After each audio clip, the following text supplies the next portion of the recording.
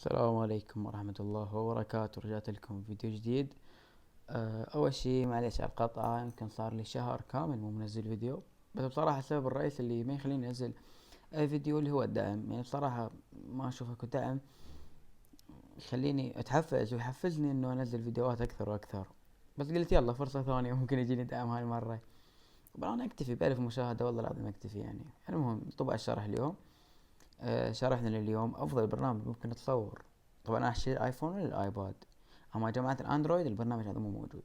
جماعة الأندرويد طبعا هو عندهم برامج مع التصوير على الآيفون. طبعا هو الآيفون أصلا بيه من هنا تقدر تصور، بس طبعا يكون بالجيم حيصير عندك لاج حتى لو جهازك آيباد، خاصة اللي مساحة آيبادهم 32 جيجا حيصير عندهم لاج كلش قوي. فهذا اليوم جبت لكم برنامج يصور على الدقة اللي تريدوها.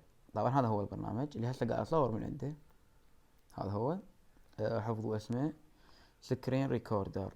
انا هسه ما اقدر اطب له برنامج واقول لكم اطب له. اوكي الصوت يخوفكم.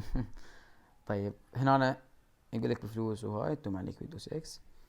هنا أنا تختار كم في بي اس طبعا انا هسه ما اقدر اسوي شي لانه انا قاعد اصور. فهو هذا البرنامج يعني ماكو شرح او فد شي، مجرد انه اعلمكم شنو اسم البرنامج اللي هو سكرين ريكوردر. ان شاء الله اذا تذكرت راح احط لكم رابط البرنامج بالوصف. جربوا انا هواي منزل فيديوهات العب ايام، ومع انه مساحة الايباد مالتي 32 جيجا، ولكن الايباد مالتي 60 فريم مع التصوير يبقى 60 فريم ماكو اي لاج، وكأنك ما جاي تصور. فهذا برنامج كلش انصح به اللي يحب يلعب ببجي او يصور. ومثل ما قلت هاي فقط لأجهزة الايفون والايباد. طبعا قبل ما انهي الفيديو اريد منك شي واحد. يعني اني من اكبر طموحي اني اصير يوتيوبر بصراحة، ولكن يعني قاعد اسحب على القناة بسبب الدعم. يعني ما يصير وايد، يعني ما يعطيني حافز انه اكمل الدعم بصراحة.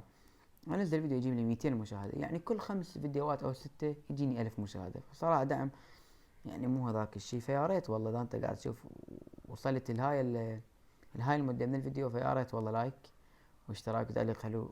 يعني اذا عجبك الفيديو شي اكيد. وبس والله شو وصلنا لنهاية الفيديو.